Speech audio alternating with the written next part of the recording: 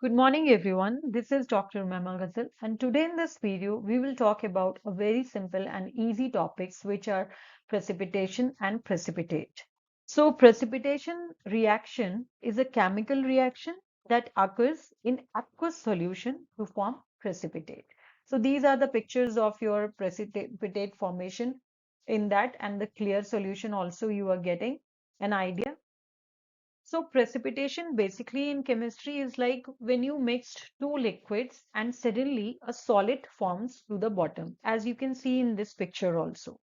And precipitate is what? That is the solid stuff appears when this happens.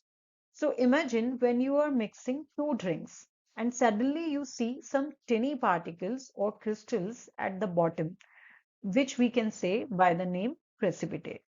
So some of the examples of precipitate or the famous examples like silver nitrate and sodium chloride. So when silver nitrate is reacting with sodium chloride, it is forming silver chloride and sodium nitrate. Barium chloride and sodium sulfate reacting together forming barium sulfate and sodium chloride. Calcium chloride and sodium carbonate reacting together and forming calcium carbonate and sodium chloride. So in each equation, you can see that the symbol AQ. AQ represents aqueous solutions and S represents the solid form because these are your reactants on the left side. When these reactants are interacting together and they are forming some product, so one product out of these two will be in a solid form, which we can say by the name precipitate, and this will be your liquid form, which we are saying supernatant. So these equations will describe the chemical changes which can occur during precipitation reaction.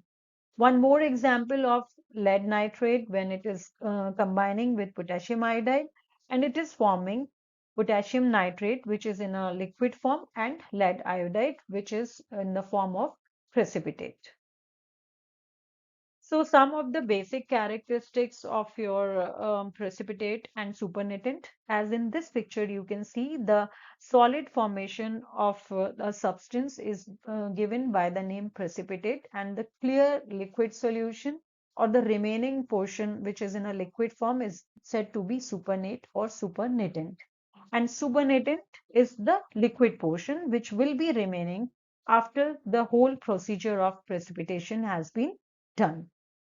So basic definition of your precipitate is solid substance which is forming during precipitation in solution, and the liquid portion for the supernatant remaining above the precipitate after a precipitation process.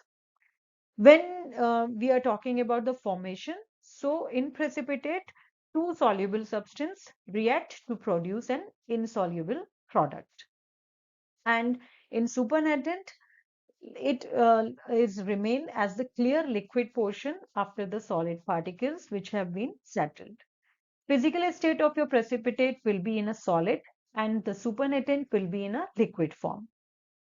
And the visibility of your solid particle will be visible in a precipitate in the solution, and your supernatant will be in a liquid clear portion. What are the separation techniques? Some of the basic separation techniques for identifying your precipitate will be your centrifugation and filtration process. And supernatant means like can be decanted or separate using appropriate techniques. So in this slide, you can see the basic types of a precipitation which we can see surround us, like rain, sleet, hail, and snow. So in the context of chemistry, precipitation refers to the formation of a solid in a solution. So making a chalk.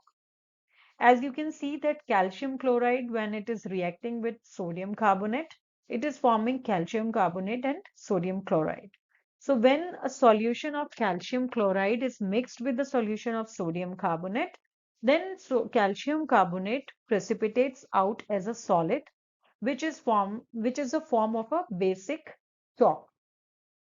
Hard water issue, where you can see that calcium and carbonate, both are means calcium ions and carbonate ions are combining to form calcium carbonate. And this led to the lime scale precipitation in water pipes and appliances.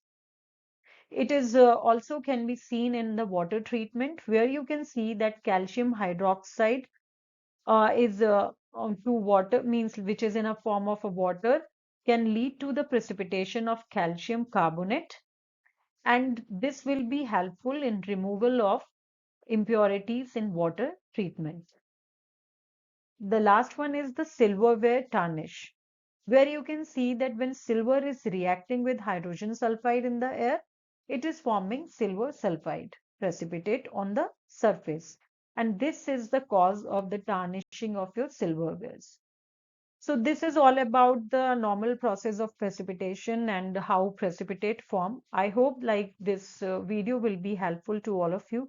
So if you like this video, please do share and subscribe my channel. Thank you and bye for now.